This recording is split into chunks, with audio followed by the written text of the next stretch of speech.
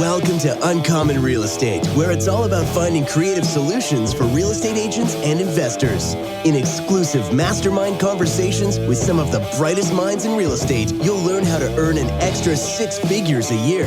Don't follow the herd.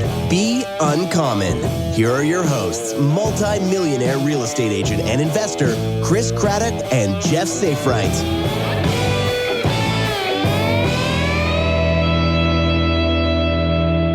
Hey, everybody. Welcome to another episode of the Uncommon Real Estate Podcast. I'm your host, Chris Craddock, and I am super pumped to be here with my friend, Tim Hunt.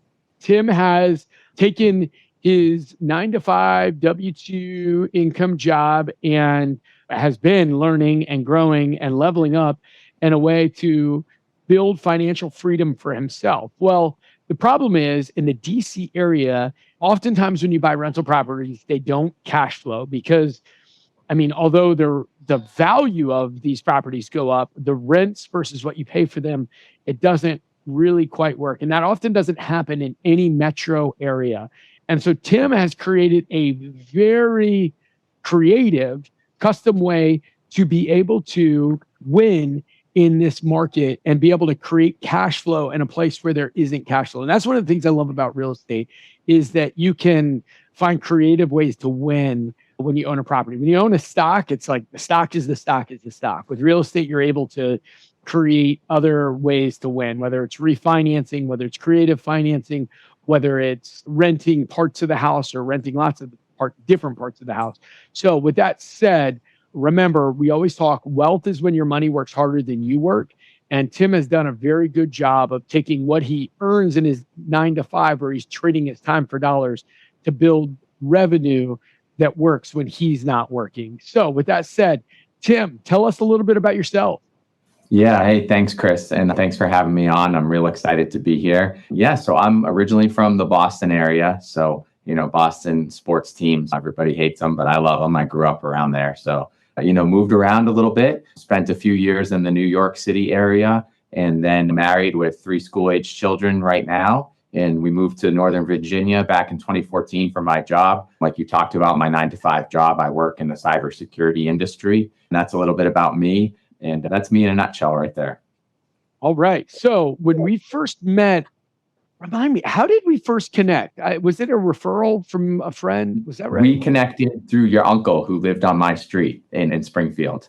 Oh, okay. Got it. All right. So that's awesome. So we connected, and it was interesting because you told me what you were looking for. And, because we have a big team and usually have a lot of inventory, the funny thing was I knew of an off-market property that fit exactly what you were looking for. And I'm curious, do you remember what you paid for that property? I actually have it right in front of me. I paid for, that was the townhouse in Centerville. And I paid for that, purchased in 2020 for $362K. Okay. And if you Google it right now, what is the Zillow number for? I'm just curious. 450. 450. All right. So you've already got $100,000 in equity plus your monthly cash flow, plus your tax advantages, plus your principal pay down, plus. That's why real estate is awesome. And so with that, tell me what your model is, because I find this to be really interesting. And I've heard a lot of people do this, but you're the only person that I know that's doing it in the DC area. So my model is to purchase a single family home or townhome and then divide it into basically a completely separate basement apartment, a 1-bedroom, and then the top upstairs and the top 2 floors be a separate rental. And where I got this idea from was growing up in Boston. If you watch movies that are set in Southie or South Boston or in the city, you'll see what we call triple deckers up here. So those are straight, normal, multi-family properties, like 3 families. But it's also very common for people in New York too, but in Boston for sure, to rent out their basement as a 1-bedroom apartment. My sister actually did this when I was younger. She was having children to bring in some extra income. And I always thought, wow, that's a good idea. Again, you talked about like your money working for you, right? Of course, there's sacrifices, with giving up some of your own house space or whatever. But she always talked about how it helped her and her husband get through some tough times. That extra rental income was key when their kids were little and things like that. And I was always like, oh, wow, that's not a bad idea. So when I moved to Northern Virginia, my wife was pregnant with we have three now, our first baby. And we were both like, hey, I don't know when the baby comes, are you going to want to go back to work? Are you going to want to work part-time? We're just unsure. And so we said, let's buy a house just based upon my income. But then how do we pay the bills and try to keep building our nest egg? Well, I said, hey, if we can find a house that's set up in the right way where we could turn the basement into a separate rental, like the kids are little, we don't need the whole house right now. We're just getting started. So that's a way where we can bring in some cash flow, save some money. You might not feel such pressure to go back to work and you go from there. So yeah, that was kind of where the idea blossomed. So tell me about the numbers let's just talk that Centerville property. Tell me the numbers on what your monthly payment is and what the two different rentals are. Yep. So my monthly payment in the townhouse in Centerville right now is about, with the HOA and everything. So if I bundle everything in, all the taxes together, I'm looking at about, and I figured in some upkeep and things like that. So I kind of bundle all of my expenses together. Of course, unforeseen things come up, but when I put in property taxes, what I normally spend and all that stuff, I'm looking at about 2,200-ish is my outflow or is my cost per month. And then my rentals are bringing in 3,150 total. All right. So you're cash flowing $1,000 a month after all expenses on just a small little townhouse because you did. Now, here was the thing that I thought was so interesting. So here, if you're listening, picture this in your mind. So I really do not love this model for a townhouse for a buyer, right? You walk in and immediately you can either go back into the room. You don't go down like the lowest level. It's 3 levels. You walk straight back and you see like a kind of rec room, family room in the back. But then there's stairs right there in front of you that go directly up to the mid-level. And then there's more stairs that go up further. And so for a family, I just don't like that because the stairs are right there. But when Tim was talking about his model, I was like, holy crap, this is perfect for your model. So tell us what you did to work that out. And also, I know there's some rules as far as what you're allowed to put in. Like I know in Fairfax County, you can't put in a range and you can't do some of the things to split it up, but you can subdivide it in a way. But what did you do and how did you stay in compliance? Yeah. So when I first started doing this, even at my house in Springfield, I immediately looked into the Fairfax County rules and regulations, right? Because I want to do everything above board, taxes and following codes and all the things like that. And of course, if you're in an HOA, you got to look into your HOA bylaws on everything like that. So what you can do is you can have a kitchenette. You can't put in a range, like you said. So in order to put in like a freestanding range, you need to have, I think the rule is it has to be like an in-law apartment for a family member or something like that. But so what I do is I do a kitchenette. So with a refrigerator, a hot plate, a microwave, a toaster oven is normally like the basic setup is what I do. So again, it's a kitchenette. It's not a kitchen with a sink and garbage disposal, whatever. You can do a dishwasher if you want. I normally don't go that far in the basement or the first floor rental because I try to keep the cost down. But so what I did with the property there in Centerville was, when you showed it to me, I walked in and I was like, this is perfect because it has a shared common entrance there right off the parking lot. And then you walk in and you have 3 doors, because to the left is a laundry room. So the laundry room became a shared space. And then straight ahead of you was a door that became the front door for the basement or the first level apartment, the 1 bedroom. And then to the right, like you said, was the door that led up the stairs, dumped you into the family room on the mid-level with the kitchen and a half bath. And then there were stairs from there that led up to where the bedrooms are. So it was a perfect setup. So moving into go ahead. But with that, there wasn't a door originally because it's just a single row, like row home. You just had the open space back or the open space to the stairs. So you put that in, correct? Yeah, so exactly. Yeah, I'm sorry. I walled off the stairs that were leading up to the side and put a door at the bottom of them. So that separates the 2 apartments kind of. So you walk into that common area or foyer and you have the doors leading into it. And then I love it. when you go into the one bedroom right there, it's actually like a studio. It's not a one bedroom. It's that property is a studio apartment. But I put in that kitchenette off to one side, the bedroom area there, because it's a studio is there, and it already had the full bath coming off of it. So, I mean, it was perfect. It was, didn't take a whole lot of work, just kind of cleaning things up, and the property was in pretty good shape anyways. So really the kitchenette and then walling off the stairs for the other apartment, those were the two big things that I did. So here's what I love about real estate, right? This is what's so fun when you look at it, is there's a number of ways that you can be winning here. So you got a slight discount because it was an off-market property. So you got it slightly under market, but it wasn't like 50 or 100 grand under market. It was like a slight discount. But the cool thing was you were able to create a value add because of the layout of this property. And honestly, it's a layout that is probably slightly less attractive. It's a little bit more unattractive for a normal family, but for your model, you were able to re-envision it and make it something that is super, super attractive to you, right? So I think that's super powerful. So tell us about one of your other properties.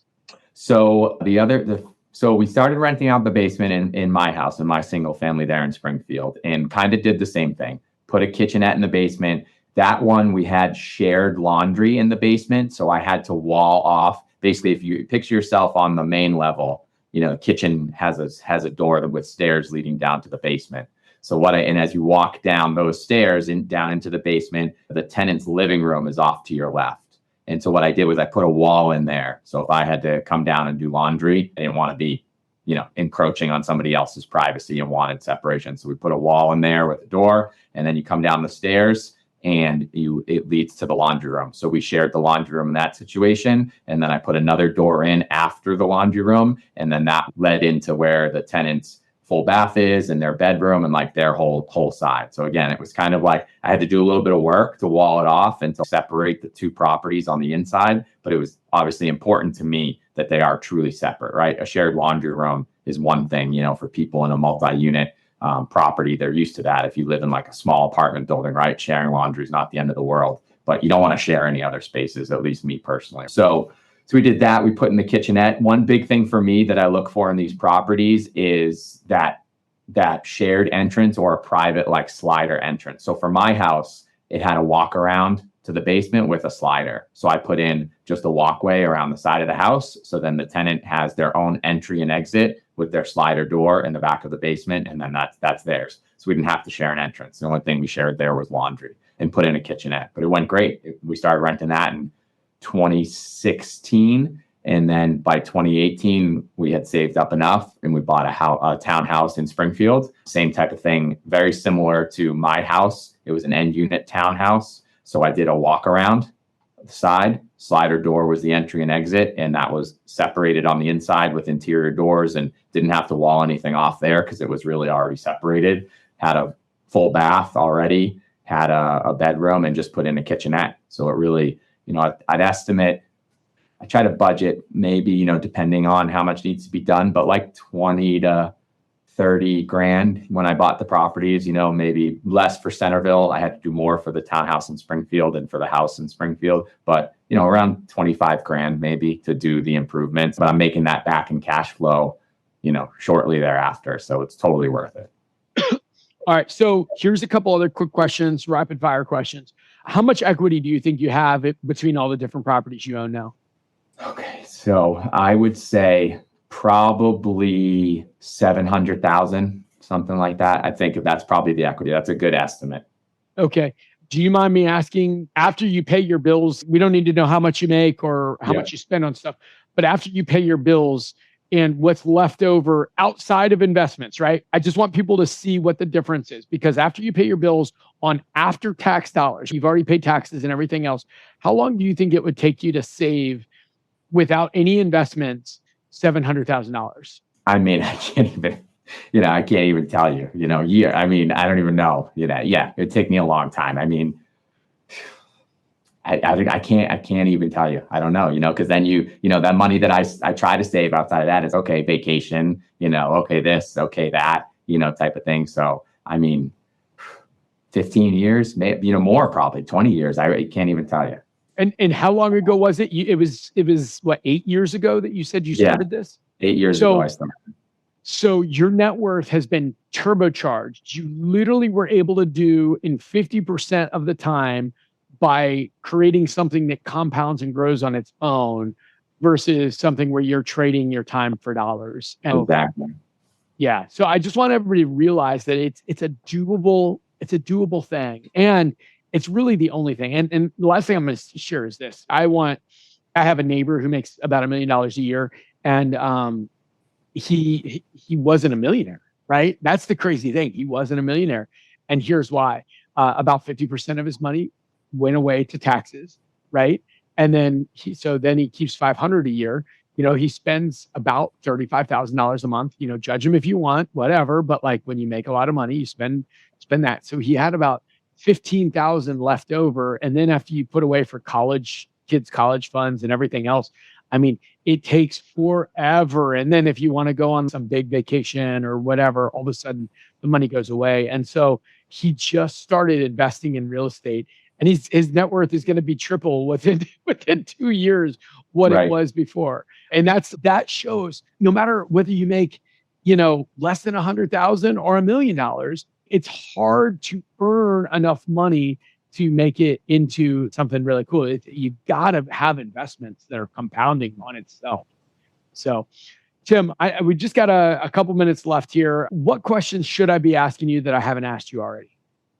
Challenges. So challenges, I think, with this type of setup. So fast forward to you take the plunge, you find a property that works, you have a good contractor who can do the improvements for you. But so the first challenge right there is finding the right property. Because like we talked about, not every property is going to work. You're going to be looking at a lot of single family homes or townhomes or whatever. They're not set up the right way, and you can get impatient. But if you want to do this, you got to wait for the right one. And this leads into the second challenge: is this living setup isn't for everyone. So no matter how many times I write on my postings, this is a multi-unit property in bold, I get inquiries, I get calls from people who didn't read the listing. They just saw the pictures and email me or Zillow me or whatever. They don't understand it. And I explain to them and they say, oh, I'm not interested in that, which I totally get, right? Because not everybody's going to want to say, hey, honey, there's going to be somebody else living in our basement, right? Like we don't have a basement at this townhouse. That might be a no deal for them. So it's not for everybody. And then pricing, especially for the upstairs, the rent appropriately, because you can't, if you're in this one townhome block, right?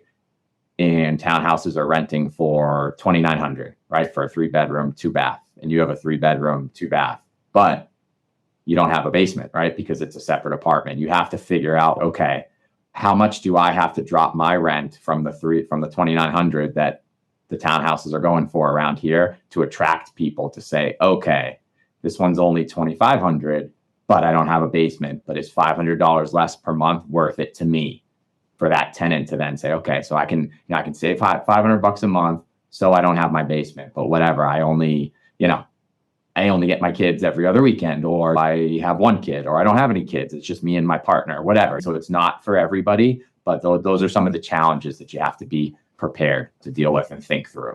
Definitely doable, but it takes a little more. But again, I'm more than covering the mortgage and making cash flow and building that net worth, like you said, at the same time. Absolutely. That's awesome. Well, Tim, this is super, super helpful. I didn't ask you this ahead of time, so feel free to say no, but would it be okay? Anybody that's listening that's thinking, man, I'd love to do this, but I also feel like I'm a little blind. Even though these are people that are professionals in this industry, sometimes moving from helping people buy and sell to being an owner themselves is a little bit scary. Would you be open if somebody wanted to email you and just ask you any questions? Would you be open to? Sure. Yeah, that's fine. What would be the best email address? And here's the crazy thing, Tim, and I'm saying this, I'm challenging you as a listener to do this, because a lot of times people are willing to show you their path and people don't take them up on it. And it's crazy to me. I'm like, man, if somebody's doing something that's really cool, I would always want to talk to them and find out like how they're doing it. So what's the best email to reach out to you on? So my first name, Timothy, just Timothy, middle initial H, and then last name Hunt, HUNT @gmail.com. Yeah, so that's me. And if anybody's got any questions, I'm not a master or don't have the answer for everything, but always willing to help. Yeah. But what I love about it is the people that win in life, it's massive imperfect action, right? It's never perfect, but going when you're ready enough. That's when it gets really cool. So anyway, hey, Tim, thank you so much for spending some time. Thanks for sharing your knowledge. I'm super pumped about what you're doing. And man, it was awesome opening my eyes to what I've always said is that you can always win in real estate if you're willing to be creative. And, the way you saw something that most people don't see was just so cool. So thanks for sharing your knowledge with us. And yeah, brother, you have an awesome day. Awesome. Thanks. You too, Chris. Welcome to Uncommon Real Estate, where it's all about finding creative solutions for real estate agents and investors. In exclusive mastermind conversations with some of the brightest minds in real estate, you'll learn how to earn an extra 6 figures a year. Don't follow the herd. Be uncommon. Here are your hosts, multi-millionaire real estate agent and investor, Chris Craddock and Jeff Safright.